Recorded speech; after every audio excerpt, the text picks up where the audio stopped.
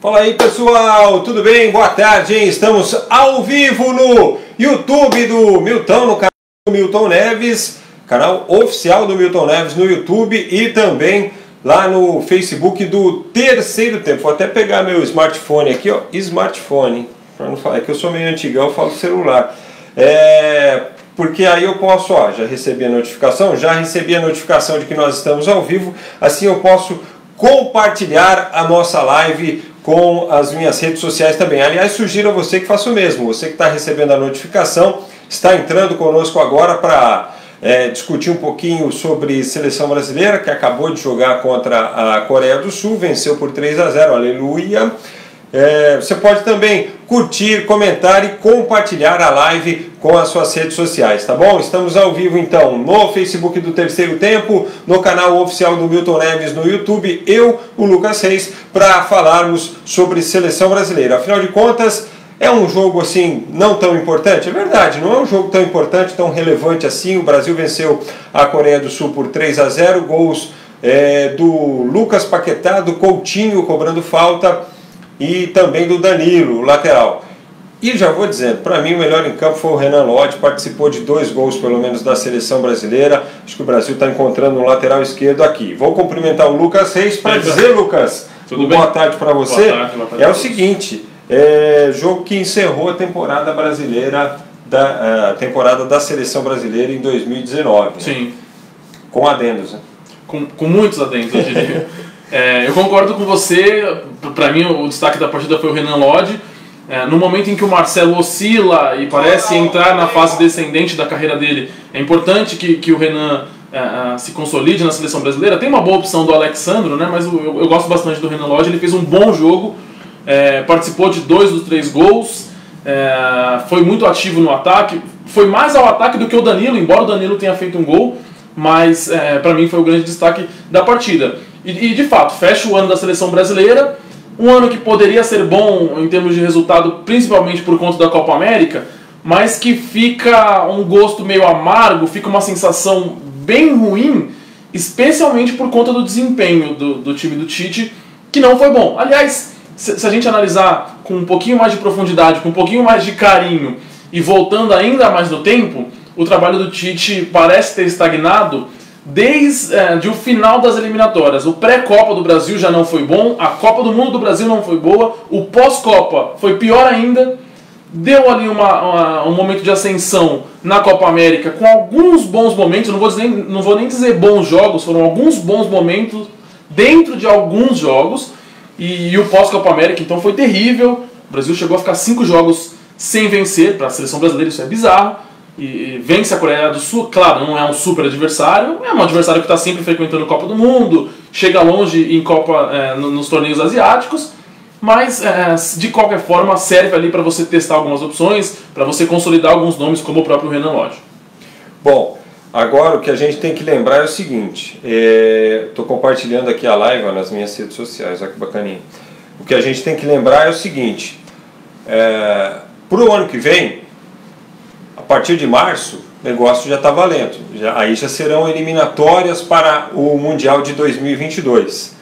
E a pergunta que fica, o Tite se incomodou um pouco com esse período aí sem vitórias, esses jogos, e depois do jogo contra a Argentina, então ele disse, agora é que eu tenho que aparecer, eu tenho que mostrar alternativas, né? Ele até antes do jogo da Argentina usou aquela expressão reinventar, né? Sim. E aí acabou que contra a Argentina não conseguiu se reinventar. Acho inclusive que ele foi infeliz ao usar essa palavra, porque ele ficou claro que ele não está conseguindo se reinventar. E ele mesmo se pressionou. Se pressionou, exatamente. E aí o que acontece? Para março, a partir do ano que vem, já está valendo. Então a gente já enumerou aqui assim, o Renan Lodge ganhou pontos na seleção principal, apesar de ser um jogador com idade olímpica. Sim. Então, muito provavelmente no ano que vem, por mais que o Tite queira utilizá-lo, é um ano de Jogos Olímpicos também. Ele vai ter que pesar ali, desfalcar o clube nas Olimpíadas, desfalcar com a seleção principal, enfim. Então já ganha algo para pensar. Faz parte, é inerente à profissão dele, faz parte, ele vai ter que pensar nisso. Hoje ele colocou o Fabinho em campo como titular. Foi bem, né? Foi bom jogo, Fabinho. Foi bem também o Fabinho, e raramente ele tira o Casemiro do time, sim. Né? Então ele já buscou testar alternativas. Quem ganhou ponto com o Tite? Você fala basicamente por esses dois amistosos? Eu acho que nessa última sequência. Essa última sequência. Eu acho que o Lucas Paquetá ganhou um pouco de ponto, especialmente pelo fato do Tite ter escalado o Paquetá nos 2 jogos. Titular nos 2 jogos, recebeu a camisa 10. Então acho que de algum modo o Tite sentiu algo positivo nele. Embora eu acho que em termos de desempenho ele nem tenha feito nada tão extraordinário. O Renan Lodge de fato ganha muitos pontos. Agora é muito difícil você buscar qualquer outro destaque individual. Na partida de hoje eu gostei bastante do Fabinho e eu acho que o Tite tem que começar a rever o meio-campo, especialmente porque o meio-campo formado com o Fabinho e com o Arthur tem uma mobilidade bem reduzida, é pouca chegada no ataque, então acho que está na hora de começar a pensar um pouquinho mais de espaço para o Fabinho, de repente no lugar do próprio Casemiro, enfim, e acho que é um jogador que ganhou pontos especialmente pelo jogo de hoje. Aí tem alguns nomes que nós esperávamos ver um pouquinho mais. Por exemplo, o Rodrigo. Eu esperava que o Rodrigo ganhasse pontos com o Tite nesses 2 amistosos. Mas o Rodrigo hoje entrou por 3 minutos, sabe? No jogo contra a Argentina, o time mal, ele jogou acho que cerca de 15 minutos, também pouco conseguiu apresentar. Então, especialmente no pós-Copa América, é muito difícil dizer quem ganhou pontos com o Tite, porque ninguém foi bem, porque ninguém pegou a camisa ali e se garantiu, carimbou um lugar na seleção, Frank. É muito difícil. E olha, e o que é que o Tite vai precisar fazer para manter a seleção num bom nível técnico, no momento em que nós temos, assim, no futebol brasileiro, praticamente assim, opinião pública, torcedores, todo mundo clamando por um futebol mais ofensivo, um futebol mais vistoso, um jogo mais jogado, um jogo menos truncado, em que a ofensividade prevaleça, principalmente no pensamento dos treinadores. Como é que o Tite pode encaixar essa demanda que que o torcedor brasileiro tem agora na seleção brasileira? Essa é uma missão das mais complicadas, porque isso é algo que ele vai ter que fazer. Porque isso não é inerente ao trabalho do Tite. Ele não... Embora em 2015 ele tenha montado um Corinthians que tivesse essa característica, que fosse um time de bom trato com a bola, que fizesse muitos gols, não faz muito parte da filosofia do Tite.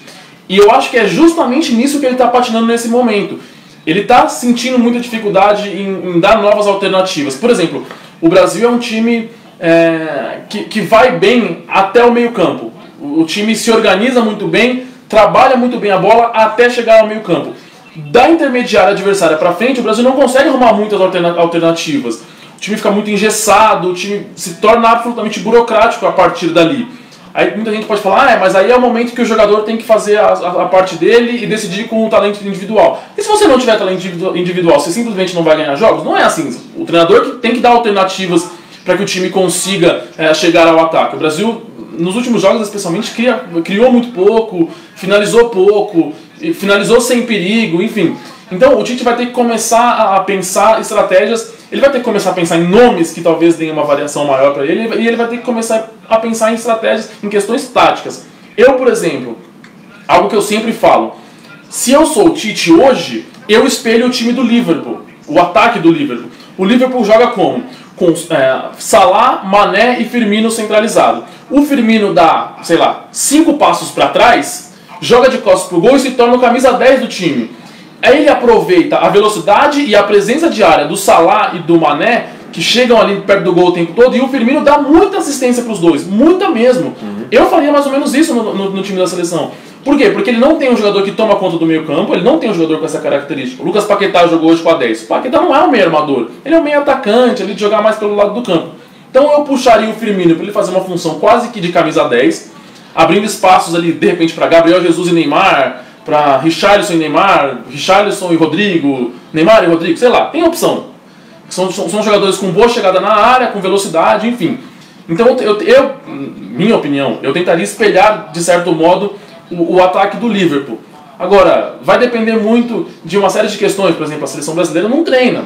Seleção nenhuma treina, né? O período de treinamento é muito pequeno. Então, é mais uma dificuldade para o treinador da seleção. Enfim, é complicado. A situação do Tite é complicada porque ele não consegue sair dessa zona de conforto, entre aspas, dessa estagnação em que o trabalho entrou, e ele tem pouco tempo para se virar com os jogadores para resolver esse problema. Então, como você falou, a partir de agora vai estar valendo. Agora não dá mais para errar. Eliminatórias, embora a tendência é que o Brasil sempre se classifique para a Copa do Mundo, se você engata uma sequência ruim, você não tem tempo de recuperar e o trabalho é cortado no meio. Então, a partir de agora, o Tite já tem que arrumar soluções. Acabou o teste, acabou a fase de examinar o jogador, ele tem que arrumar a solução.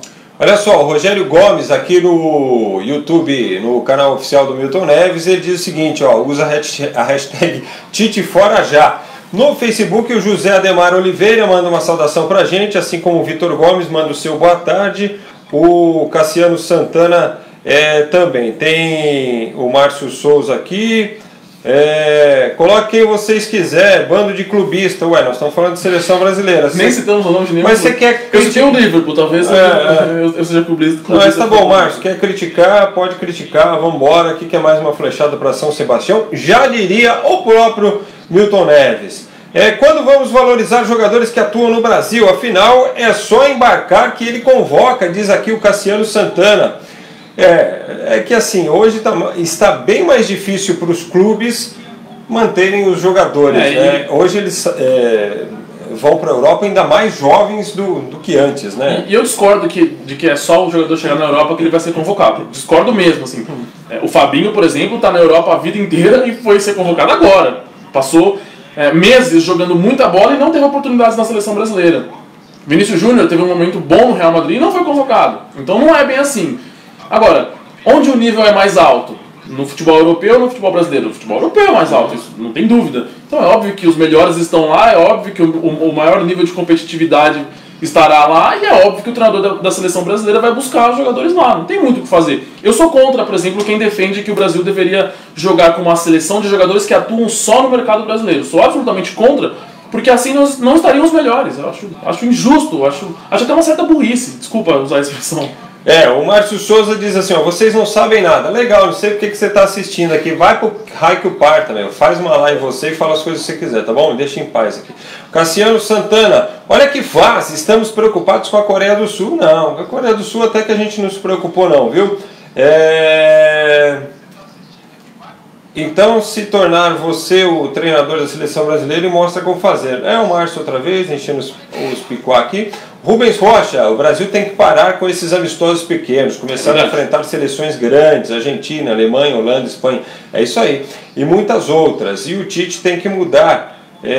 Rodriguinho, Vinícius, não sei o que, ele colocou uns nomes aqui. Deixa eu ver se entra aqui. Vinícius Júnior, Rony, Dudu, atacantes temos muito melhor do que os de fora, pelo que eu entendi. Basta ele dar chance, convoca para jogar e não para ficar no banco. Não sei se eu concordo com esses nomes. Agora, de fato, tem muita opção. É verdade, são opções. Fernando Gomes, Gabriel Veron no profissional do Palmeiras. É o Fernando Gomes de Ouro Fino, Minas Gerais. Vai estar em 2020 sim, viu? Rubens Rocha, e até que enfim, um gol de falta, hein? Há quanto tempo? Olha, o Lucas fez esse levantamento lá na redação. Quantos jogos? Foram 72 jogos. Desde setembro de 2014, se eu não me engano. Não me lembro agora qual foi o jogo. Mas enfim, eu até levantei essa questão. Fez gol? Eu até não peguei quem fez o gol na correria ali eu lembro que, o relato do jogo. Mas aí não era o profissional. Eu lembro que na final dos Jogos Olímpicos, né, no Maracanã, Brasil e Alemanha, o primeiro gol do Brasil no foi Neymar, de falta, né? Mas aí não conta como profissional, né? Agora, eu até levantei essa questão na redação. Quem será que foi o último grande batedor de falta da seleção brasileira? Grande batedor, assim. O cara que quando tinha falta você falava, 50% de chance de ser gol aí. Não sei. Talvez o Ronaldinho Gaúcho. Talvez o Ronaldinho Gaúcho, mas aí eu também não achava o Ronaldinho Gaúcho um especialista. Ele batia bem, mas ele não era um especialista. Cara, se a gente for olhar com muito carinho, talvez o último tenha sido o Zico. Não sei, teria que pensar com um pouco mais de cuidado. Valeu, boa lembrança, hein, o Rubens Rocha. Fernando Gomes, Carlos Alberto, o Cassiano Santana, mas não podemos mesclar? Podemos mesclar, né? Claro, acho que até é interessante, né? Acho até que o que deve ser feito. Não quer dizer que no Brasil não tenha bom valor, os jogadores não sejam de bom nível. É que na Europa há jogadores do nível maior, com mais rodagem em alguns momentos, enfim. E é óbvio que aqui vai ter boas alternativas. O Rodrigo Caio, por exemplo, no Flamengo, está jogando muita bola, só não foi convocado porque o Flamengo está nessa fase decisiva de Brasileiro e Libertadores. Enfim, a gente vai achar outros exemplos. Eu só acho que não dá para você privilegiar os jogadores que atuam no Brasil deixando os europeus, entre aspas, de fora, porque lá estão os melhores. Cassiano Santana, melhor live, democrática. Japão manda um abraço para vocês. É nóis, Cassiano. Aqui escreveu, a gente leu. Jardel Santana, até quando critica. O Jardel Santana, seleção sem confiança, ele diz aqui. O André Felipe Cavaco está com a gente agora. O Rubens Rocha lembra de Ronaldinho Gaúcho e Marcelinho Carioca. O Marcelinho Carioca não tem uma história, assim, um laço, poucas oportunidades, né? na seleção brasileira como teve o Ronaldinho Gaúcho, né? Por isso até eu acho que eu lembrei mais do Ronaldinho Gaúcho. Agora, se a gente for pegar no futebol brasileiro, Marcelinho Carioca, é que tudo tem estado, né? O Ronaldinho é Gaúcho, Marcelinho é Carioca. Sem dúvida, o Marcelinho Carioca está entre os últimos grandes batedores, né? O último talvez tenha sido, de lembrança, assim, de cabeça, o Marcos Assunção. Marcos Assunção e o Rogério Ceni, que foram ali contemporâneos. Contemporâneos, é verdade.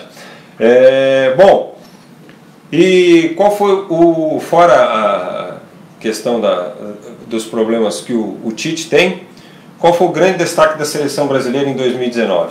Talvez pegando aí o calendário todo, né? Incluindo Copa América, evidentemente, que foi a grande conquista do Brasil e a primeira grande conquista do Tite. Sim, eu gostei bastante do ano que o Richarlison fez com a camisa da seleção brasileira. Eu gosto bastante do Richarlison, porque pra mim ele é o tipo de cara que chega e joga e não tá nem aí pro contexto, enfim. Acho que ele tem bastante personalidade. Chegar e jogar, só lembrando que o Richarlison, assim, ele foi convocado a primeira vez porque o Pedro se lesionou. Sim, exatamente. Ele foi convocado para suprir a ausência do Pedro, que tinha sido a grande novidade daquela primeira convocação do Tite, né, pós-Copa do Mundo. Acabou se lesionando, aquela lesão grave, ficou muito tempo parado, e aí o Richarlison entrou e já tomou conta, né, da posição. Acho que foram para os jogos nos Estados Unidos. Sim. Né? Eu gostei bastante da temporada do Richarlison com a camisa da seleção. Ele fez uma boa Copa América, teve o problema da conjuntivite, mas ele é um cara bastante participativo, joga em praticamente todas as funções de ataque. Para mim é um destaque. Eu gostei em alguns momentos do Arthur, acho que o Arthur entra para ficar nesse time, não tem muito o que fazer. Ele é um cara de passe muito bom, ele qualifica de uma forma absurda a saída de bola, ele dá assistência, enfim, acho que é um cara bem interessante também para a gente destacar. Agora, fora isso, a gente tem que destacar também alguns pontos negativos, né? Porque, por exemplo, a temporada do Gabriel Jesus para mim não foi boa, embora tenha quem comente como um saldo positivo a participação dele na Copa América. Então, eu estava pensando nisso agora, porque é engraçado.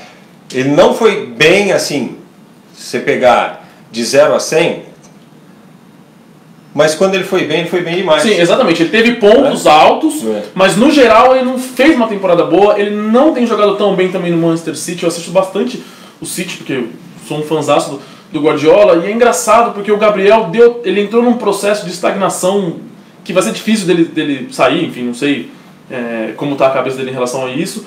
Para mim, ele perdeu pontos nos últimos tempos, embora o Tite o escale bastante. E aí tem algumas insistências do Tite que eu já teria me livrado na seleção, assim, com todo respeito. O William, por exemplo, eu não levaria mais, embora o momento do William seja bom, mas para mim ele já deu o que tinha que dar para a seleção brasileira.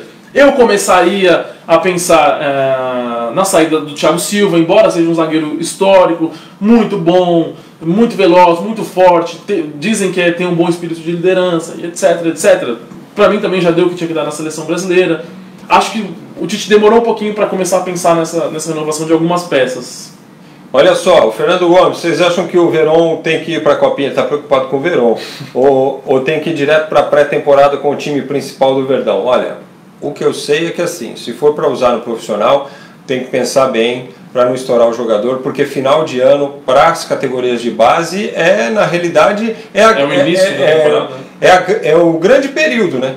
Porque eles estão terminando agora campeonato estadual, o Palmeiras está na final do Campeonato Paulista, no Sub-17, eu acho. Eles têm o Copa do Brasil Sub-20 também, o Campeonato Brasileiro Sub-20, enfim. Copa do Brasil já ganhou, Sub-17, Sub-20. Campeonato Brasileiro e Campeonato Paulista. Gabriel Verón volta da seleção disposto a disputar os dois. Inclusive, acho que tem jogo hoje, do Paulista. Aí depois, no final do ano, tem aquelas Copas lá do Rio Grande do Sul, Sim. Copa RS e tal, emenda com Copa São Paulo. E aí depois já começa o profissional. Se for usar o garoto do profissional mesmo, Tem que dar um descanso para o menino. Sim. Aí nesse período aí, o Fernando Gomes. Ele disse que não perde mais tempo com seleção. Entrou aqui também o Rodrigo Garcia, fiquei de dar a informação do Claudinho, né? Sim. O menino lá do Bragantino. O Bragantino, através do seu patrocinador, né, o Red Bull, adquiriu 50% dos direitos do Claudinho. Ele estava emprestado, renovou o vínculo dele até 2023, então agora o Claudinho pertence à equipe do Red Bull, pelo menos esse percentual aí. O Corinthians cedeu esse 50%, o Red Bull adquiriu junto ao Corinthians este valor. Não sei se numa futura transação o Corinthians De repente tem uma de porcentagem. repente pega alguma porcentagem ainda, mas está respondido, tá bom? É isso aí, ó. Falamos de seleção brasileira, que encerra a temporada 2019 com uma vitória sobre a Coreia do Sul, mas que tem um 2020 de competição. Afinal de contas, começam as eliminatórias para o Mundial de 2022, certo? E elas começam as partidas já no mês de março. Então, boa sorte para a nossa seleção, mas eu acho que vamos tentar um futebol mais alegre, né, para o ano que vem. Quem sabe repetindo as boas atuações dos jogos da Copa América. Goleada sobre o Peru na fase de classificação, a semifinal sobre a seleção contra a seleção da Argentina, a final contra a seleção peruana. Sim. Foram jogos em que assim, foram os pontos altos, talvez do ano, provavelmente. Eu esqueci um destaque, até porque não está convocado. O Everton Cebolinha, talvez tenha sido um dos grandes destaques do Brasil, agradou muito ao Tite, chamou a atenção do futebol internacional. Ele foi bem. O Everton e o Richarlison e o Arthur, para mim, são os grandes destaques do Brasil no ano. Valeu, pessoal. Grande abraço para vocês. Obrigado, Lucas. Valeu, Frank. Um abraço para todo mundo. Até a próxima, pessoal. A gente volta aí durante a semana, porque a gente vai falar mais de Libertadores, tem a rodada do fim de semana do Brasileirão, tá bom? Valeu! Tchau. Tchau.